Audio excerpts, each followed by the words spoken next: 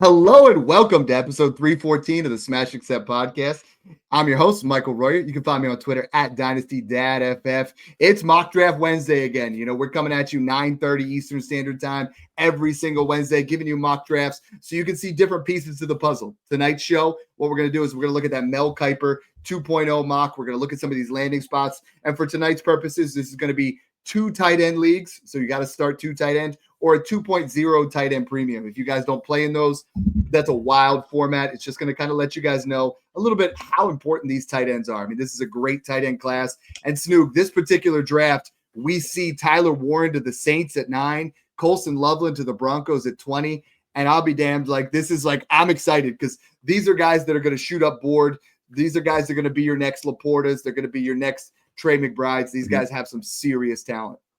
Yeah, we talked about it backstage, how good this tight end class is, and the strength is really running back and tight end. And I think the NFL draft itself is going to show that. Loveland and Warren deserve to be in that top 8, top 9 range and just a normal 0.5 tight end premium, never mind full tight end premium. So it's going to get fun. It's going to get interesting. And I'm excited to see kind of how it goes tonight because there's a lot of full tight end premium or 2 tight end leagues. I don't play in any 2 tight end leagues, but I do play in full tight end premium leagues. So Tyler Warren, these type of guys that are projected top 15 to 20 draft capital, Daniel Jeremiah, Mel Kiper, a lot of these high-end draft analysts that's been doing this forever have Loveland and Warren as like top 10 to 15 players on their big boards. Yeah, they're hearing good things from NFL scouts around the league, so we should follow with that. And they're really good tight end prospects. And I love both of these spots. The Broncos is one of my favorite landing spots for a tight end. You know, Colston Loveland goes there, and the Saints going to be that number 2 guy. You know, behind Chris Olave. I think he'd be number 1. We got Jordan Campos says, "Let's go." Sean Curvin, what's up, boys? You know, Marty, I'm in this insane 3-year league with Scarface, and it's been wild. Scarface puts these mock drafts together. Got big shout out to Cody. Tonight's show, and before we get too far into this, if we get 5 super chats, any base level, we will give away a rookie guide. If we get 10 super chats tonight, Snoog and I are going to record a podcast with one of those 10. We're going to make it a roster review. We're going to give you the whole 9 yards. We're going to teach you everything that we do in our roster reviews, grade out the players, give you a team direction, trade ideas, a full 45-minute podcast with Snoog and I if we can get to 10 of those again tonight. So that's going to be a cool thing. So before we start the actual mock draft, Snoog, some of these landing spots, Cam Ward to the Browns. I like it. You know what I mean? I think that's a good one. You know, Travis Hunter to the Giants at 3. Ashton Jeanty to the Raiders at 6. Snoog, for his stock to go top 8 like Gibbs did, like Bijan, I think this is just another level of speaking of what that 101 is going to be worth. Like he's going to, in a lot of formats, separate himself even more. Tyler Warren to the Saints at 9. Omarion Hampton to the Cowboys at 12. I'm excited to see where he goes in this mock draft. I have a pretty good idea based off that. Loveland at 20. Egbuka, 21 to the Steelers. Tet falls all the way to 22 to the Chargers. But now he's got Justin Herbert instead of falling to a no man's land. So without further ado, we're going to jump into this mock draft. I know, Scarface, you can get that thing rolling. Go ahead and flash the board up there as soon as he hits start. But Snoog, I mean, what are some of the things before he hits that? What jumps out to you out of that list? Omarion Hampton, 12th overall, because that would just be absolutely phenomenal. That's not going to happen, though. Let's be realistic. But, like, I do think an Omarion Hampton, a Kaleb Johnson, maybe even a Quinshon Judkins, Treyveon Henderson type can sneak into that late round 1. I think 2 of them potentially could. I mean, we saw Travis Etienne and Najee. We saw Jahmyr Gibbs and Bijan. I think it's really locked in that we're going to get 2. And it's going to be between Hampton, Henderson, Johnson, and Judkins. Whoever crushes the combine and crushes the interview process, that's who's going to be the first running back taken or second running back taken. I have not seen Judkins go 1 in any of the mocks yet. I saw one. Talent-wise, he's definitely up there. I've seen Kaleb in 1. It seems to be probably between Hampton, Henderson, and we already know Junty's. NFL.com put him in 1 to the Steelers. What's awesome 21. Is it just further validates how awesome this class is going to be, you know, and what we're going to see. Here you got Seth Owens taking, you know, he's taking Ashton Jeanty here at the 101. That's a smash pick. There's no format. This just further solidifies how great he is. You know, we talked about 1,880 yards after contact. He's the guy in this draft. I have the second pick here. and obviously with reason, Omarion Hampton has to go too. As much as we worry about the quarterbacks in this class and even the wide receivers are landing spot dependent. But if Omarion Hampton or Treyveon Henderson go top 20 and they get a landing spot like this, Omarion Hampton is a fantastic running back. I mean, 1,660 plus rushing yards, 17 touchdowns. He has the long speed to get it done. He is an absolute, in my opinion, closest thing we have to a Josh Jacobs type. I think he's going to be a good player in the NFL. I think the landing spot here is what blows me away. I know you're not completely sold on where he's at, but like if he goes 12, you have to have him in the 102 conversation. And this running back class is so good. Skip the quarterbacks. I'm smashing Hampton or Henderson if they go this early. Even if he goes top 20, he deserves to be in that 102 spot. Because I'm a little bit lower on him, but he's still the strength and backbone of this class, just along Henderson, Johnson, Judkins, Jeanty, Loveland, Warren. Like, we got to keep in mind that the running backs and quarterbacks are the best part of this class. Cam Ward's great. He's my QB1 by far. So he's another one up there. And same with Emeka Egbuka, even getting a Luther Bird and some of these other guys. But the strength is the running backs and the tight ends. When 1 to 2 running backs that aren't named Ashton Jeanty go in the first round, you're damn right they're going to be both top 4 or 5 picks in this class. The interesting thing to talk about is, we were saying it was Ashton Jeanty. The gap between 101 and 102 when it was Tet was the 106. I think the gap between Hampton and Jeanty then is more like the 108. Like, I think the gap closes just a little bit. It might even close more than that. Jeanty's so much better of a player and more complete, but like you get Hampton in Dallas, he's getting, especially with Dak healthy, he's getting 250 plus touches every single year, 15 touchdowns, 1,200, 1,300 rushing yard. Dallas is short on the offensive line. However, the offense is good, and how they utilize. The thing to look at is Rico Dowdle had 235 carries last year, and Rico Dowdle is not Omarion Hampton. Hampton would be elite in this section. Snoog, our boy Dion's Raw goes ahead and takes Tet McMillan here at the 103. Tet to the Chargers is fun. What does that do for Ladd? What does that do for Tet? And what does that do for Herbert? Because that's got to move Justin Herbert up your board. Herbert skyrockets, and he's probably back in that top 7, 8 range again for quarterbacks. Tet McMillan, this is a great landing spot for Tet because at the end of the day, he's a much better prospect than Ladd was coming out, and he's going to be a guy that is Justin Herbert's what Quinton Johnson wanted to and should have been. So he's going to operate as that. I'm the guy in the red zone. I'm the guy on early downs. And then Ladd's going to be like that power slot. It'd be a great boost to that Chargers offense and to Justin Herbert. Ladd and Tet both still top 15 to top 18 wide receivers, though. So Scarface here has the 104. This is the right pick. And this is the pick. Like, I wanted to sign up for 104 because I feel like you could argue Tyler Warren's worth the 103 in a 2 tight end or 2 tight end premium. Like, you're looking at, for you guys that aren't familiar with that, your standard PPR is 1. We're talking about every tight end reception is worth 2. And when you have guys like a Travis Kelce, a Trey McBride, a Brock Bowers in a tight end premium of this format was putting up 50-plus point games a couple of times down the stretch. And I think Tyler Warren is that next, Joker-type tight end, a guy that's going to move all over the place. He's going to be utilized. He goes to the Saints offense, which I actually kind of like here, giving them Kamara, Olave, and Warren. I think he would be a phenomenal pick here. And I think when it's all said and done, even if it's 0.75 tight end premium, Snoog, I'm kind of moving him up towards that area where, and I see Jonathan Farrell says, yeah, you could argue him at the 102 here. You're right. I mean, Brock Bowers was arguably at the 102 last year, and that panned out. Like, he went way up. And I think Warren's not the same level prospect as Brock Bowers, but he's a damn good tight end, and you're going to get really good value here from Tyler Warren. When this is all said and done, he might be your 106 in a standard tight end premium. Yeah, he already is for me. I already have him in that range. I think he's either 6 or 7 for me in just a regular tight end premium league. If he gets, my biggest thing with him is just if he's a Jet or a Saint, it's like I'm still like very iffy on that. I don't love it. Right. But if he's like a Dolphin at 12, or if he goes Charger, Bronco. A Bronco or Charger trades up the 13, 14, 15 range and takes them. Like the Bears take him, like any of those type of like, because he's a great blocker. So he could be a big help for that Bears offense in general. Like, and then Ben Johnson gets himself his Sam Laporta on steroids because Tyler Warren's a way better player and prospect than what Sam Laporta was. And that's what people struggle with, right? Is they say, oh, Laporta's already good in the league, so he's automatically better than Warren. Compare him as prospects. One's being talked about as a top 10 pick. One was a second round pick. Like there's a huge difference. Warren, you're killing me. I love it.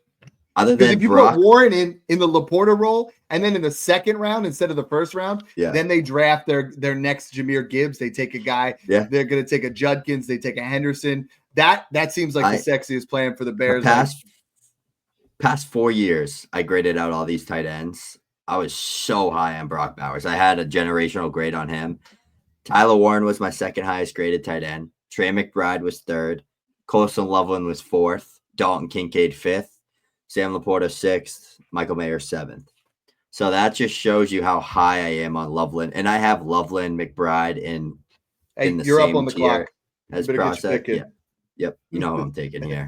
Did you even have to ask me? Before you talk Treyveon Henderson, Cam Ward real quick to the Browns. I kind of like it. Like him at the 105. I hate the Browns, but he's going to go 102. Jameis was putting up points, chucking it. He's going to have Njoku. He's going to have Judy. I think they add another piece in there. They finally, as the Browns get themselves a franchise quarterback that they've been looking for years. I kind of like this. I would rather see him go to the Giants, to be honest, because of the coaching. But I think the Browns, they're going to be going through a rebuild. So it's going to be a little bit tough. Yeah. But that means sometimes he's going to be slinging it. He's going to be throwing it more than other guys there. Treyveon Henderson at 6. We don't know the landing spot. We've talked about him enough. I mean, he's going to be there. Ideally, early second round. Mel Kiper doesn't have him in the first round here. But if he goes early second, there's so many. We keep talking about it. That early second round is loaded with opportunity. Guys that they can get landing spots and start. I would love to see him go to in this particular situation, the Bears in the second round, the Chargers in the second round. If a guy doesn't go first round, talk to me a little bit about the difference, because we have all these guys in tier 2, right? Henderson, Judkins, Kaleb, Hampton. They're all there together. Does landing spot matter if we're talking, or does draft capital matter as much as landing spot when we're talking if they all go top 50? No, I think landing spot definitely determines the most there, and staying true to your board and staying true to your talents and who you think is the best. If Hampton did go 12th overall to the Cowboys, and I think Henderson went to like the Chargers or the Broncos or the Vikings or a team that I think he could be as effective, because at the end of the day, the draft capital doesn't matter if they're getting the full workload, right? Like that's what people have to understand. Like look at Achane versus Gibbs, Achane versus Bijan. Like that gap was pretty close in production for a while, and he went in the third round compared to the first round. So draft capital does speak for the hit rate and for a lot. So if you're first or second round pick, it's great, but it's not going to make you just better than someone just because you went first round versus second round. You know what I mean? But Henderson, and I think I would probably have it Jeanty, Henderson, Hampton in this situation, but it would be like a 2A, 2B, and I'd just take Henderson because he'd be so much cheaper. That's probably how I would address this. If Henderson lands in like we say, the Bears in the second round, or the Cowboys in the second round, or the Chargers. Oh, he's dynamic. Yeah. I'm taking a 1, 2, 3. I would take it Jeanty, Hampton, Henderson, 1, 2, 3. Yeah. And I'm trying to get myself into that area right now. By the way, guys, Warren and 10. We are drafting with 10 guys from the Smash Accept Patreon. There is the link below. Again, the Patreon is just the vessel to pay. They collect the money, and then we send you a link to the Discord. Guys, we have Seth Owen in there, Dion's Raw. We got our main man Scarface, Reckless, Big Fish Dog. It's AJ Estevez, Jay Cola, Travis 13, Benito, and Golden. All guys that we are talking to these guys on a regular basis. So many people, this is their first time joining. The numbers of people just keep joining. It's the fastest growing Discord in Dynasty. But they're jumping in here, and it's like, this is a community that I'm part of. Because you guys, who else is out here drafting with guys in their Discord? We're doing this every day, so we get the interaction with them. We get the interaction with you, and then we see who these guys want. Now, Kaleb Johnson at 1-7. Again, we don't know the landing spot. Love to see him in a Vikings uniform. Love to see, a lot of different spots. Jordan Campos says it right here. These guys are the best in the business, always available to answer questions at Patreon.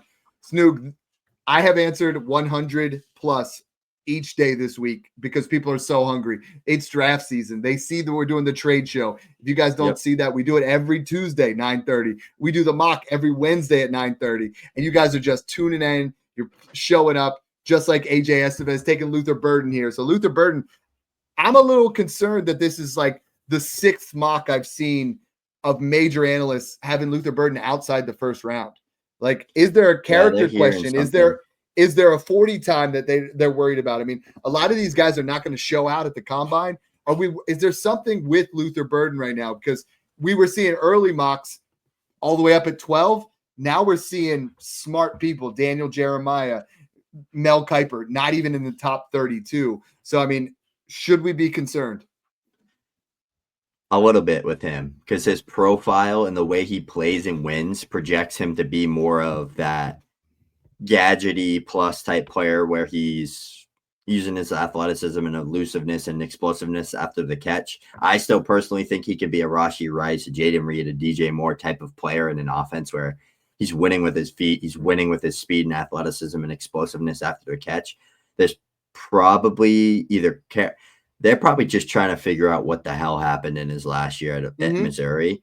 And if you really dive into the profile and the production and everything behind why it was so bad, there was like 3 games where he played like a couple of snaps and it was like blowouts and like he opted out in the last. Like there is context behind it, but at the end of the day, he's just not on the level as Emeka Egbuka, Tetairoa McMillan, in my opinion. I think he's that close 3-4 type player. I have a first round grade on him personally. I think he's worth it. But if he falls to day 2, I wouldn't be shocked, but he's going to be a steal in that early second round range. He's one of those guys, though, one of few in this whole first round. And the guy that just went that, like, if he busts, I wouldn't be like, damn it. Like, I didn't think he would bust. Yeah. Like, I'd be like, yeah, it makes sense. There's a chance he does type of player.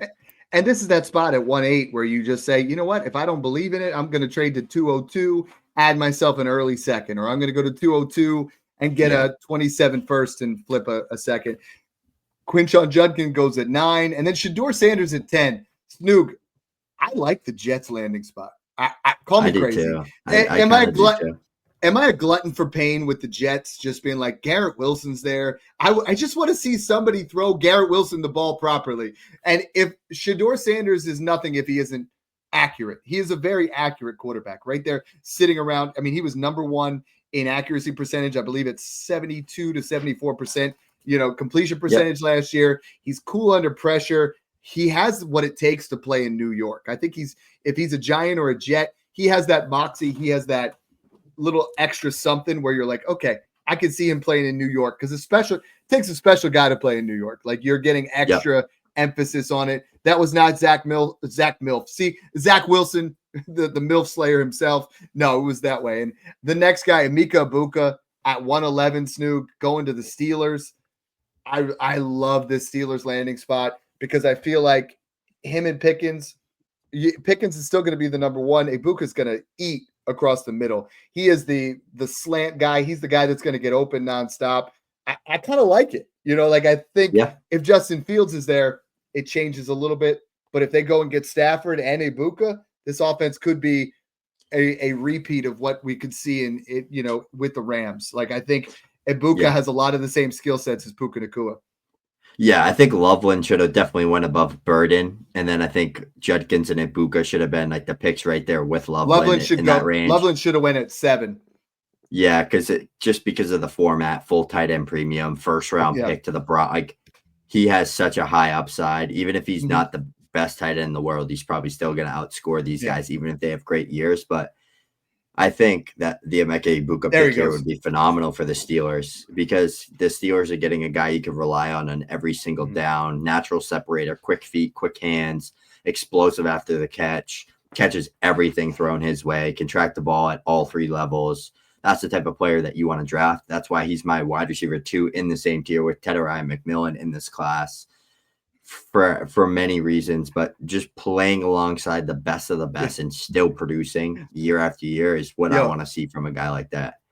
Hey, my main man, this is Sean Owens, not Seth Owens. He's like, Dad, stop calling me Seth. Hey, I can't even get my own kids' names right sometimes. You know what I mean? I'll be like, they're doing something downstairs, making noise, and I'll call out the wrong name or do the wrong one. So we'll pause it here a little bit. Notorious TVT says, you two guys are the GOATs. Love the work.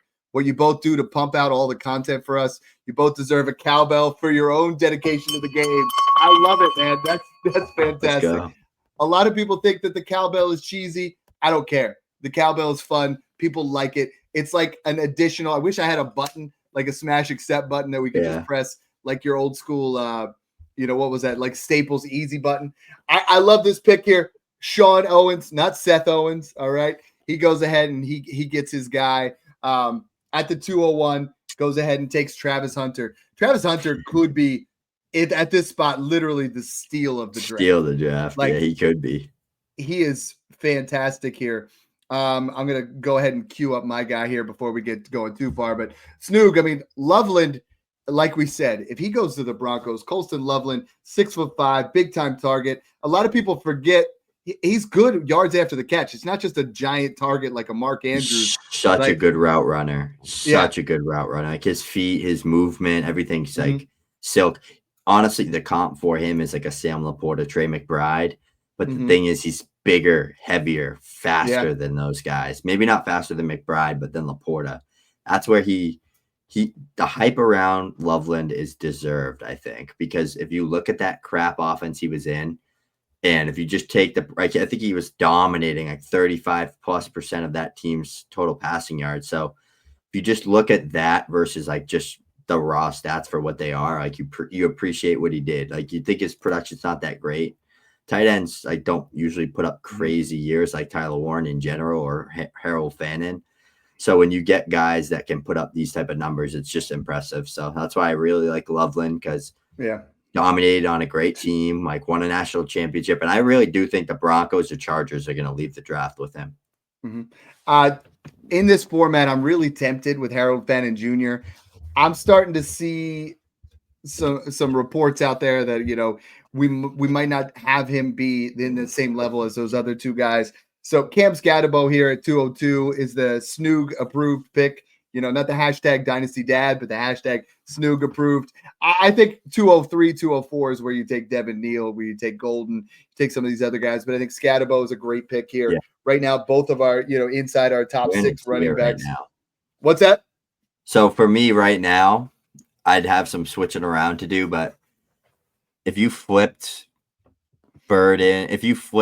Sanders with Loveland and Egbuka and put Sanders, let's just say right here with Sanders, Hunter, Scatterbo, Dart, Trey Harris, Matthew Golden, Devin Neal, tier break. So I have like those guys separate from the rest of the bunch ahead of them. Honestly, Burden's getting to that point where he might join that tier, because I'm not super high on Luther Burden either.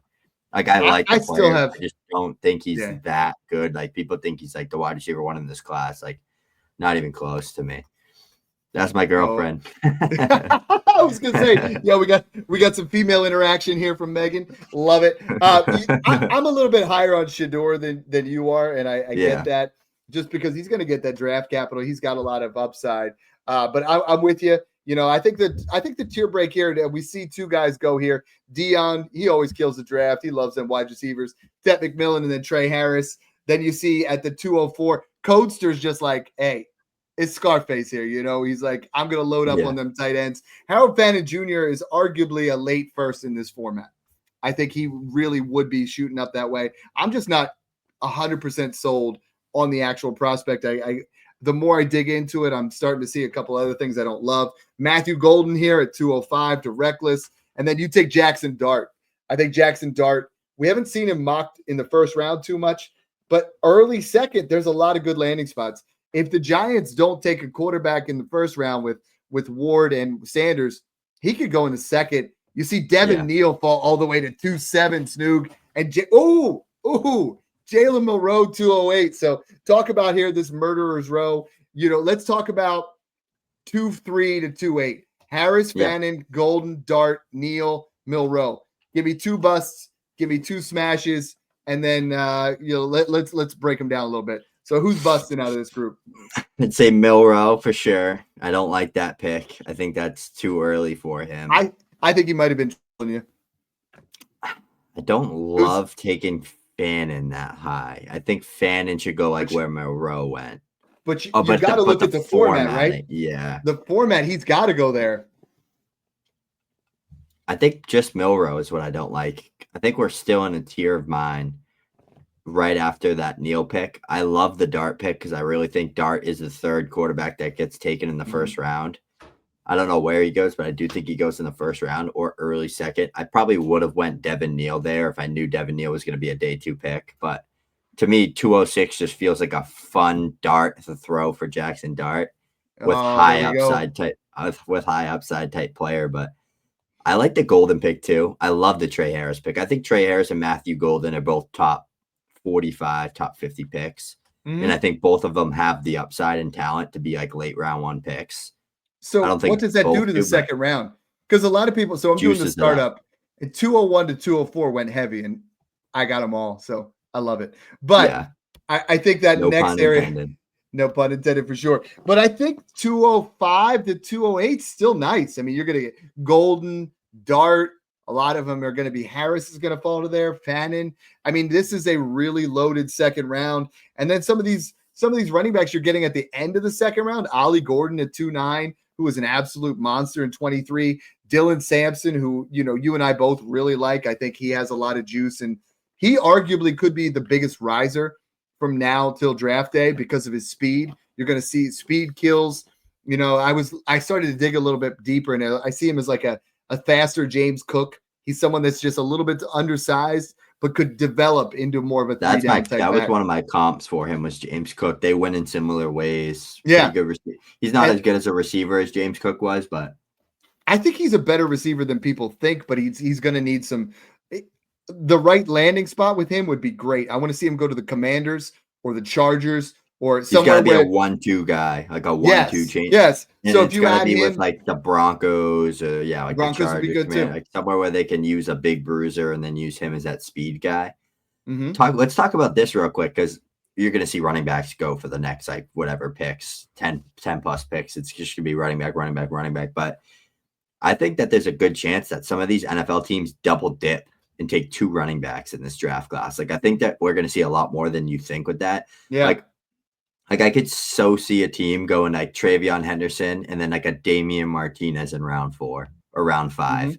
Like a team like the Bears that could completely shape up and reshape their running back room with a new head coach and new everything. Like they could go Hendo and then go get your D-Mont with Damian Martinez on round 4 or 5.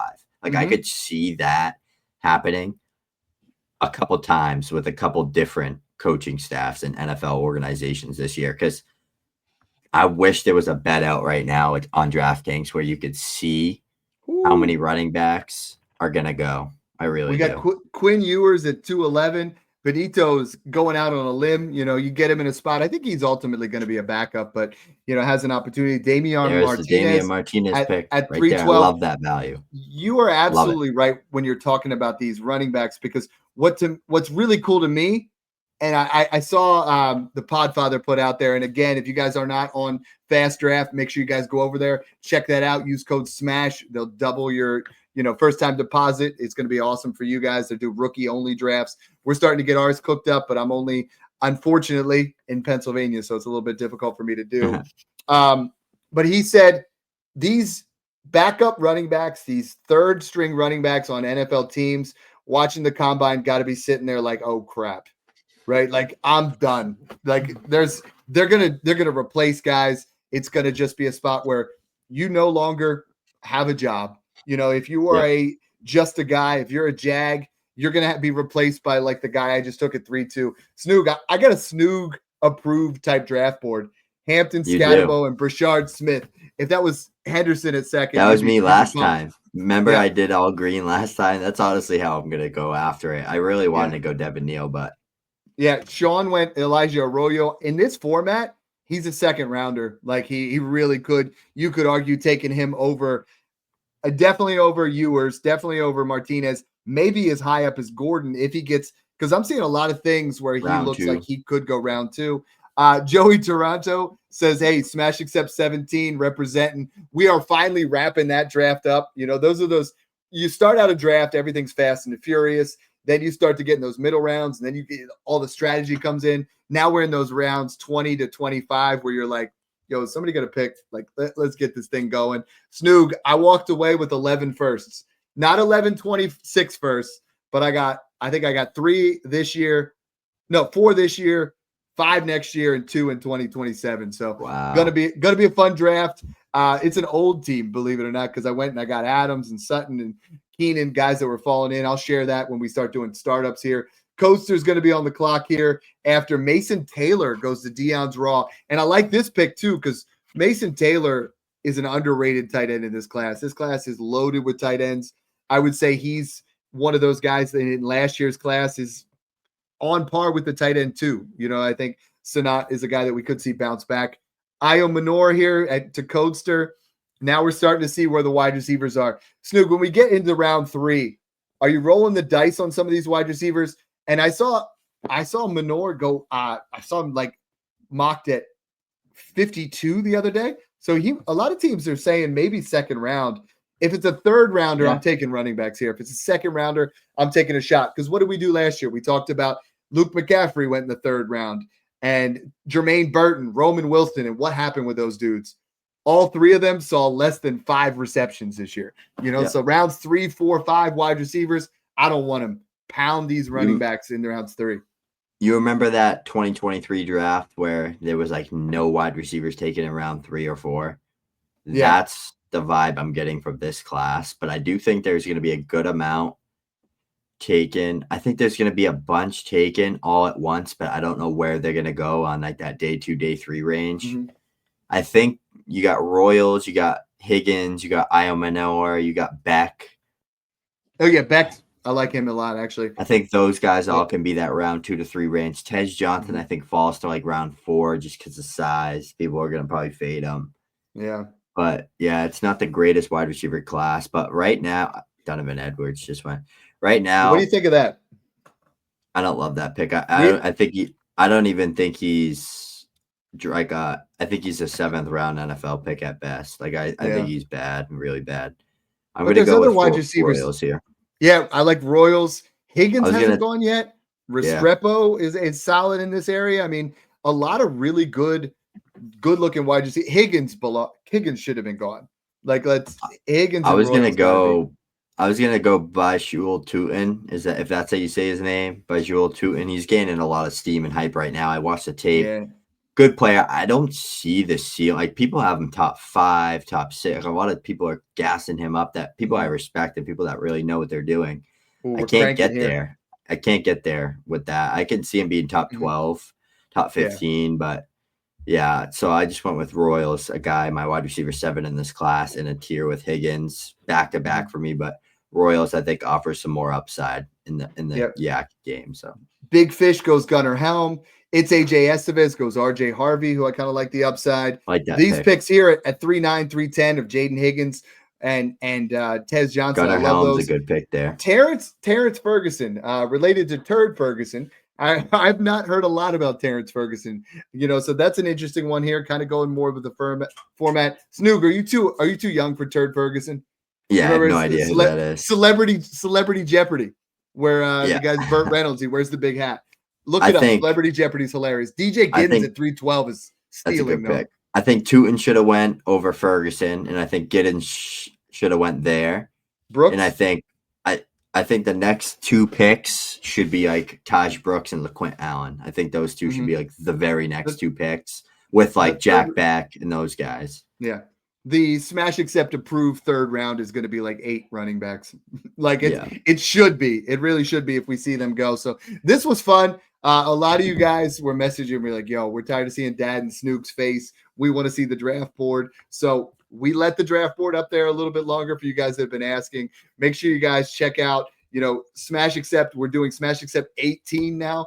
That's just wild to me. When I started the first one, I said, Snoog, when I started that back in the day, I was like, does anybody really want to play with us? You know what I mean? And now we're at 18 of them, and we have to do entries and giveaways. We have to just be like, we have to figure out a fair way for everybody to get in there. So it's just been a fun community.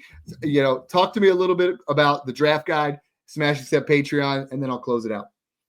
Yeah, the draft guide is so much fun. We did a lot of hard work and time and effort and film study and running data and all that good stuff, building out our processes for building that guide. 50 plus draft prospects organized for you by running back, tight end, quarterback, wide receivers.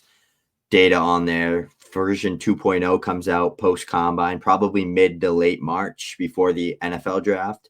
That's going to have advanced data added in for everybody, all the combine numbers, projected draft capital, all that added into there. But it's just really fun. It has all of our rankings in there as well for rookies. We're going to put a big board at the end for that version 3.0 that comes out right after the NFL draft.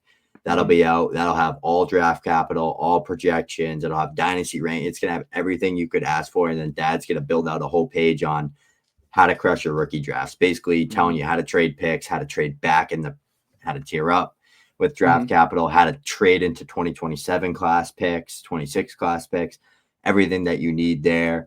And the Discord, all of our rankings, all of our dynasty stuff you need, access to all the community chats with 580 plus people in there, 600 plus now, talking shop 24/7. If you need advice on a trade, you can put polls on there. People answer everything. It's never sleeping.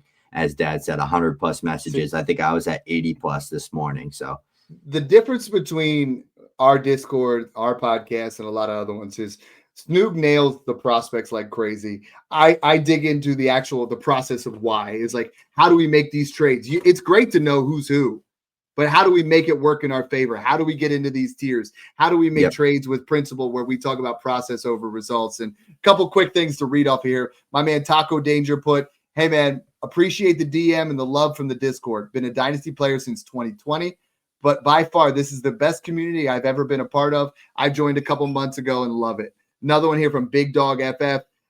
Sorry, Dad, didn't know there were DMs in the Discord, but this Discord is the best. 10 out of 10. Keep up the good work, brother. And if you ever want a hand in anything, just let me know. And that what is really cool is like guys want to get involved. We got some guys that are, Brock is doing our edits. We got guys that are going to start doing some graphics. It's a community, but it's like, dude, we want to be part of something bigger. You don't want to just play in your league and have it be over. Join the Discord today for the price of a cup of coffee or less. Like Snoog knows you got to take your girlfriend out to Starbucks. It's going to be $7. The $5 don't even happen anymore. So shout out to Megan on that one. Thanks for tuning in, guys, and enjoy the process. Nobody called me daddy in this